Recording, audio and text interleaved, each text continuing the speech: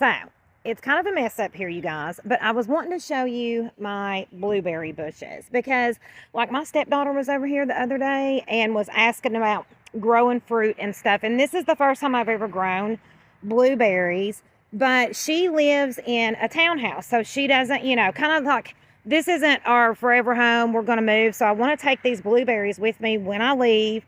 I bought them and planted them last year, and so how I started this is I went and I think I found those at maybe Home Depot, the pots, for maybe like $15.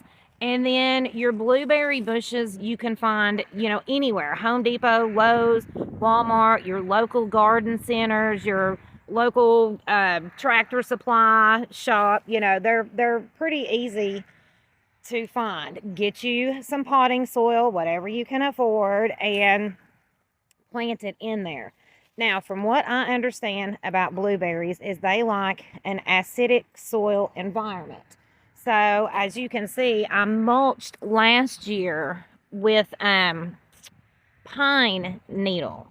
And I'm getting ready to mulch again with pine needle. So I'm wanting to kind of get these nourished and up and flourishing and see how we do on blueberries this year. So what I'm going to do is kind of go in here and mix this chopped down in this pot. Look, there's a banana peel because I've actually buried some food scraps in it. If you saw like my tree video that I did in my greenhouse, now I don't really want to disturb the roots, so I'm not getting that close, but I do want that pine needle just down in there to kind of create that environment that it likes. This is the best time for me to be doing this too, because they're just starting to sprout up, so they're just sucking up, the nutrition. So what else I'm going to do is I have some coffee grounds. This can help acidify the soil too, and I'll bury that in there. Then I've got some bone meal for nitrogen.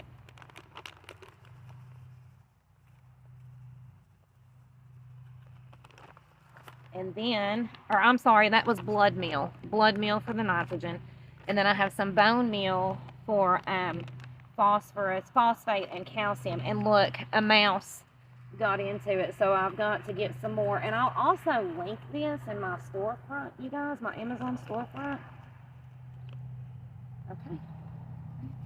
And I'm just going to continue to mix it down in here.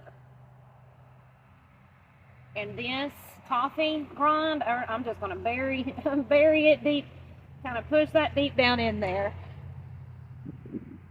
So last but not least, some pine that I gathered off my mom's patio.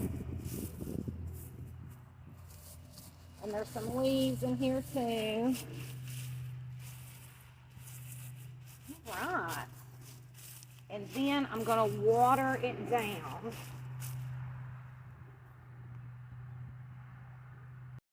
So I'm going to show you what else I'm going to do. See these little twigs here that don't have any new growth? I'm going to go in and prune this back and just clip those off. This one doesn't have any new growth. We're going to clip it off.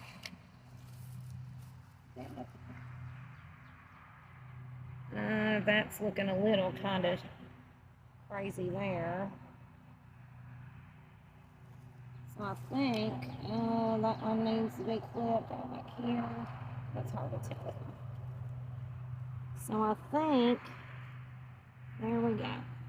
I soaked them down with the water hose, and I think they're really gonna like that. And what I'm also gonna do is run an electroculture gardening experiment here. My husband's getting me some copper right now, so I'm gonna make a copper coiled rod with an antenna pointed north, and because these are the exact same blueberry bush.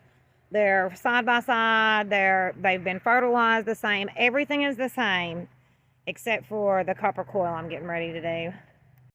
So I've taken a wooden stake and coiled a copper wire down into the dirt.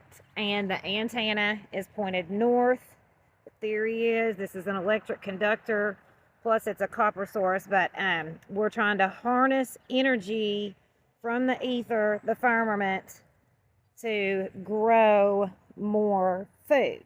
So that's how that one is set up. That one is set up exactly the same without the electroculture gardening, and we'll see how it goes.